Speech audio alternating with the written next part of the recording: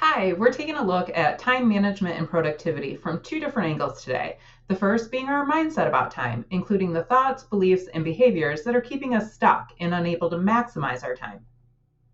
Then I'm going to share a time management system that can be implemented in as little as 60 minutes per week that will help you optimize every precious hour you have in your day. I truly believe that for every hour you spend planning, you can create 2 to 4 hours in efficiency. Time is the most valuable asset we have. It's the one thing we can't get more of, but there is a way to manage it so you can produce more within the time that you do have. So, if time is our most valuable asset, it's really important that we understand what we currently use time for, right? Do you know precisely how you currently use your time? Probably not. But think of the 24 hours we all get every day as if it's currency and you're tracking your budget. How do you spend those 24 hours? I'm going to ask you to do a time audit or like a time budget review to get a true sense of how you're spending your time. Think about yesterday. How did you spend those 24 hours? Make a list of everything you spent your time on. And I do mean everything: driving, sleeping, eating, talking on the phone, in meetings, on social media, watching TV, exercising, cleaning the house, making dinner, all of that stuff. The more detailed you get, the better. Just do your best to remember.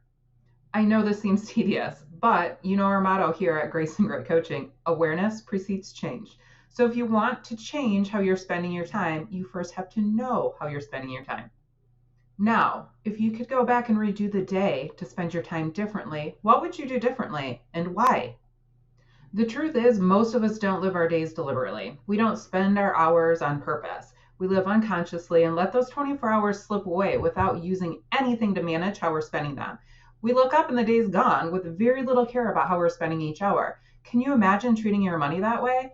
We could argue that time is the most valuable asset we have, but we could also all agree we definitely don't treat it as such. Many of us spend our time in a way that does not provide a good return on investment. The main trends I've seen over the past 20 some years of working with leaders are things like worrying, procrastinating, people pleasing, indecision, confusion, judging ourselves and others, complaining, regretting, and being overwhelmed. There are definitely more, but this list is a good representation of how I see most leaders wasting their time. If you could eliminate these things from your life, you would be amazed at how much more time you actually have. By paying attention to these ways that we waste our time and being conscious to reduce the amount of time we do them, we can literally create more time for ourselves. Once you do the thought work to clean up these time wasting habits, and yes, they're just habits, you'll be able to implement the time management system I'm about to share with you with so much ease and joy. So let's get into that. The system is called Friday Final Hour because I recommend that you spend 1 hour every Friday afternoon to do this process. Investing this 1 hour per week will give you a return on investment of 2 to 4 hours the following week. I know that's a big promise, and I totally stand by it. The goal of implementing this Friday Final Hour process is to feel strong and confident about the week that just was, and to go into the weekend feeling organized, focused, and supported for the following week, so you can actually enjoy your time off with family and friends. So step one is to do a weekly evaluation. Very simple. Spend 10 minutes, no more than 10 minutes on your weekly eval. What worked? What didn't work? And what will you do differently next week?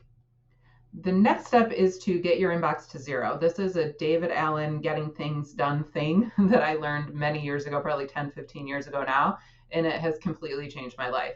I do usually try to spend 30 minutes every day in addition to Friday Final Hour time on this as well. So whether that's like 15, 20 minutes in the morning, another 15, 20 minutes to end my day, that's really helpful.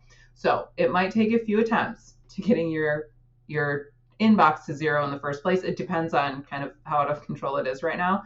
But once you commit to spending those 30 minutes a day, and that makes the Friday Final Hour process super easy to maintain that zero base inbox.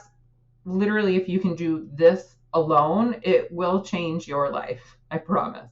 So what do I mean by process your inbox? Well, you collect anything to your inbox, take a look at it, and you ask yourself, is it actionable? If the answer is yes, then, and if it will take less than 2 minutes to do that thing, then just do it right then. If the answer is yes, but somebody else could do it, delegate it and then put that item on a waiting for list so you can close the loop on it later. Or if you can do it later and it's going to take you longer than 2 minutes, then defer it and put that either on like an action list, a task list. If it's attached to a specific project and you use like Asana or Trello or something like that, add that task to the project list, to the project it's attached to keep it organized that way. Also put it on your calendar. So again, if it's going to take more than 2 minutes, you have to defer it to do it later, but make sure you actually plan to do it later. So whether that's 30 minutes, 90 minutes, put it on your calendar for next week to make sure that gets done.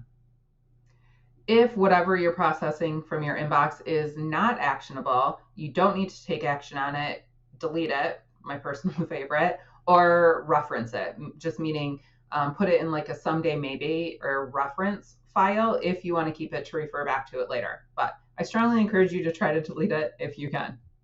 Okay, so now that you've tidied up the week that is ending, it's time to shift gears to planning for the next week.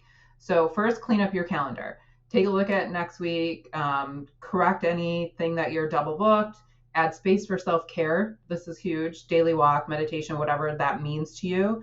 Also professional development. I'm a learning professional, so I'm a little biased, but even if it's 30 minutes a week for reading, watching a webinar, something like that, this process should only take you about 5 minutes. Next, identify your weekly big three. This is a Michael Hyatt thing, and this is huge, very important. So what are the 3 biggest priorities for the following week? You should only need to spend about 10 minutes on this process, but basically take a look at the calendar, you know what projects, what things you're working on, what meetings you have, and decide like non-negotiable, I am going to accomplish these big things next week, and then decide how much time it's going to take to accomplish each priority and put that on your calendar. Block it as do not disturb. Make sure to communicate to your team and other people that this is deep work, deep thinking time. I'm going to get this done during this time. So put it on your calendar now, mark it as do not disturb. Finally, take a glance at any open chats or Slack messages and close the loop on those open conversations. Again, like 5 minutes here should go pretty quickly.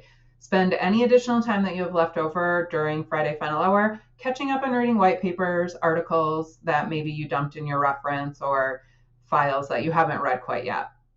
But here's the thing I want to leave you with. Knowing what you need to do and creating a plan is the easy part. Actually doing it, actually following through on the plan, depends on how you feel. So learning how to manage your mind in a way that enables you to actually honor the commitments you make to yourself is the hard part. And that includes commitments you make to your calendar. That's where things get tricky. This will take discipline and it will feel uncomfortable, but discomfort is the price of growth, and you've totally got this. As always, if you're looking for more support for time management or mind management, I'm here to help. So check out the website, graceandgreatcoaching.com, to learn more or schedule a discovery call. And be sure to like and subscribe this YouTube channel so you don't miss a thing.